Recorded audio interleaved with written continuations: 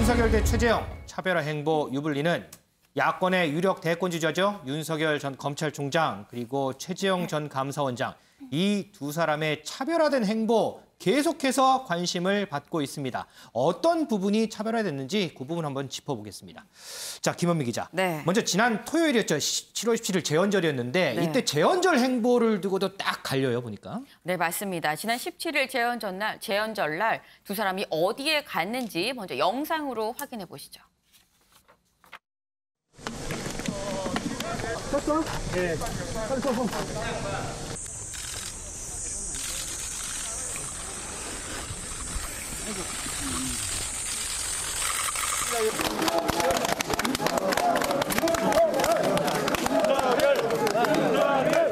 박열사와 우리 홍 변호사님 또 우리 아직도 이 한을 극복하자고 하는 그런 말이 나오질 않습니다. 울지 마세요. 윤석열. 지금 그분 하얀 물에 빠지면 구해주세요. 그러니까요. 빠지진 않아요. 다 했던 거라서. 비가 내리는 가운데 구석구석에 있는 쓰레기를 부으며 정말 깨끗하게 만드는 일을 한 것, 저에게는 굉장히 행복한 하루였습니다. 네, 지금 보시면 윤석열 전 총장은 지난 17일 재헌절날 광주에 가서 5.18 광주 민주화 묘지를 참배를 했습니다. 네. 이 반면에 최재형 전 감사원장은 부산 해운대로 가서 이 같은 당원들하고 쓰레기를 줍는 모습을 보였는데요. 일단 간 지역을 한번 살펴보게 되면 윤석열 전 총장은 호남 민심, 그리고 최재형 전 감사원장은 PK 민심을 공략을 했다고 좀 볼 수 있을 것 같습니다.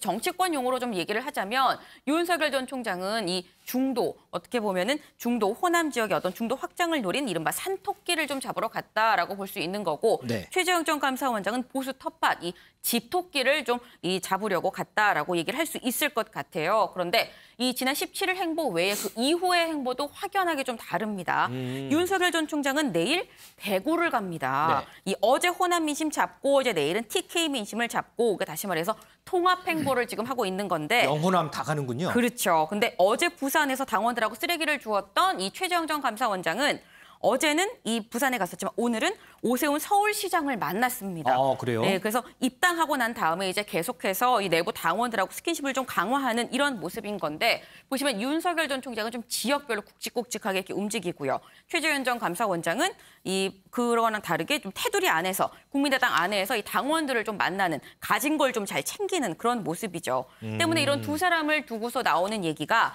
윤석열 전 총장은 직접 결정하고 지휘하는 감독형인 거고, 최재형 전 감사원장은 좀 다양하게 의견을 듣고 협의해서 결정을 이끌어내는 경청형 리더십이다라는 얘기가 나옵니다. 윤 전 총장은 감독형이고 최재형 전 감사원장은 경청형이다.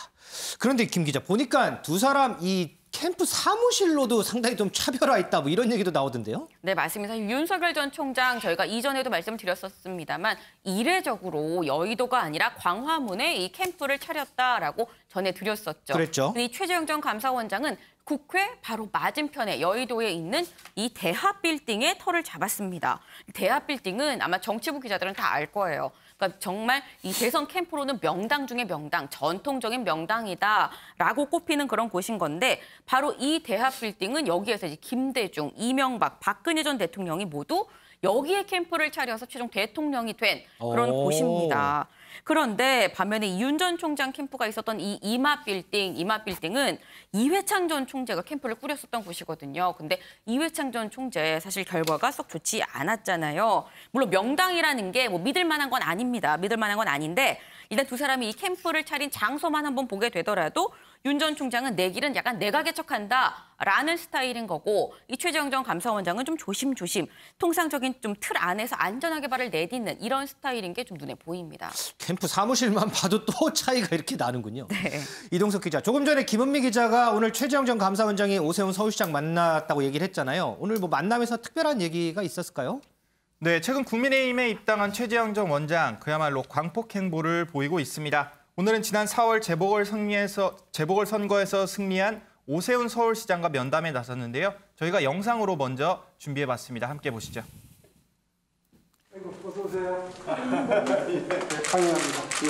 한번 봐주세요. 아이고, 선생님. 들어가시죠.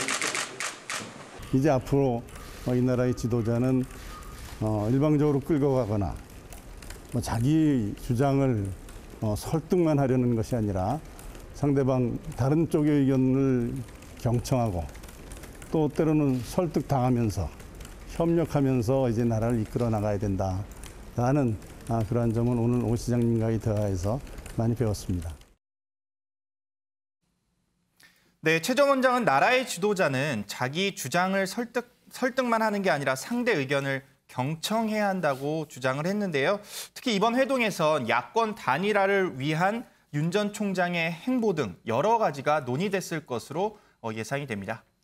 윤정 기자, 그래 반대로 윤석열 전 총장은 오늘 뭐 인천공항을 갔네 안 갔네 얘기가 상당히 많은 것 같은데요? 네, 맞습니다. 인천공항을 갔다는 기사들이 굉장히 많이 나왔는데 네. 결국에는 안 갔고 갔다고 한 건 그냥 해프닝으로 끝나는 상황이 벌어졌습니다.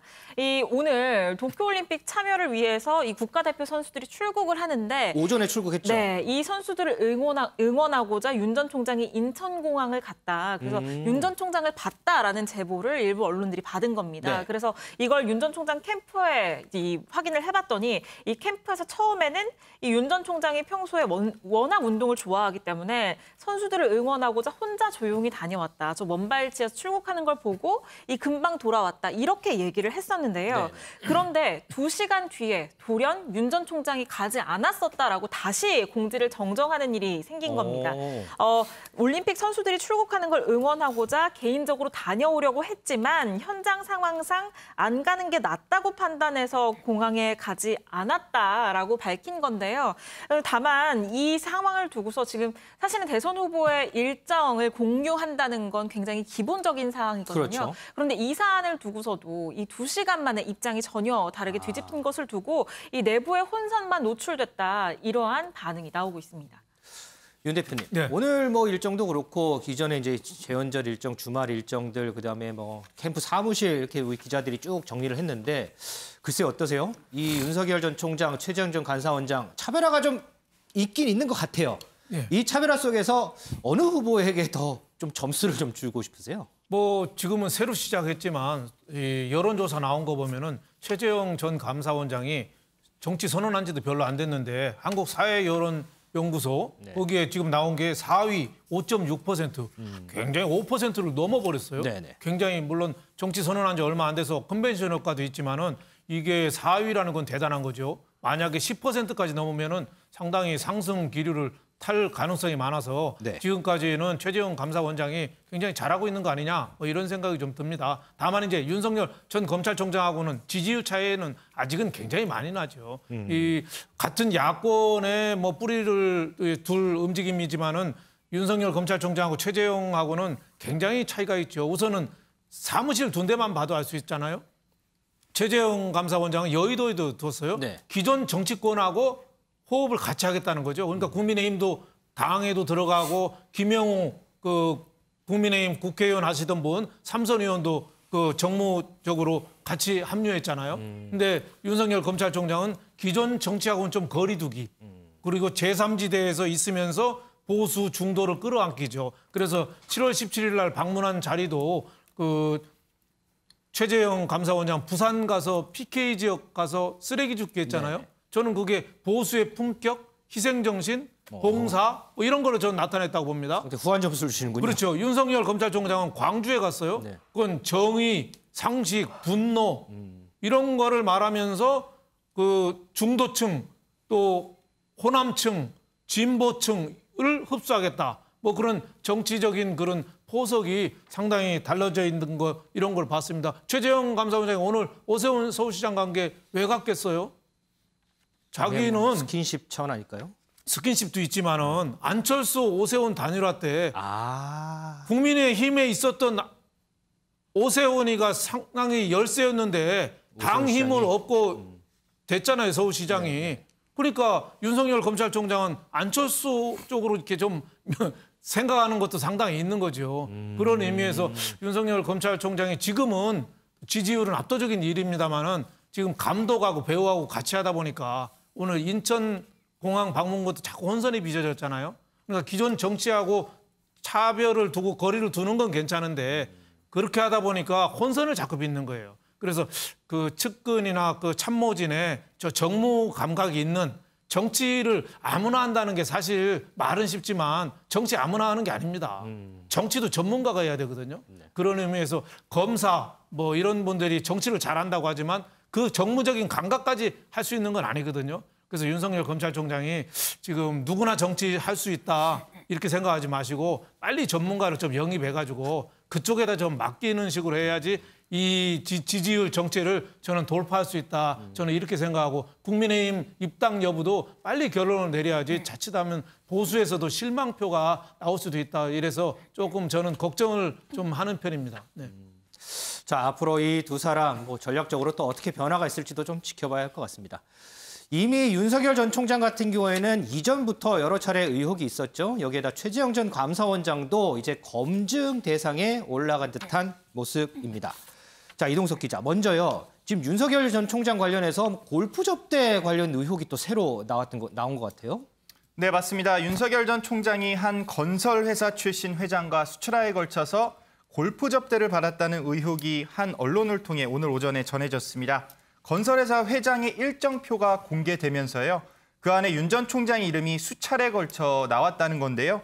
이에 대해 윤 전 총장 즉각 반박에 나섰습니다. 네. 식사 및 골프 접대를 받은 사실 자체가 없고 어떤 사건에도 관여한 적이 없다면서 해당 기사는 악의적인 보도라고 목소리를 높였는데요.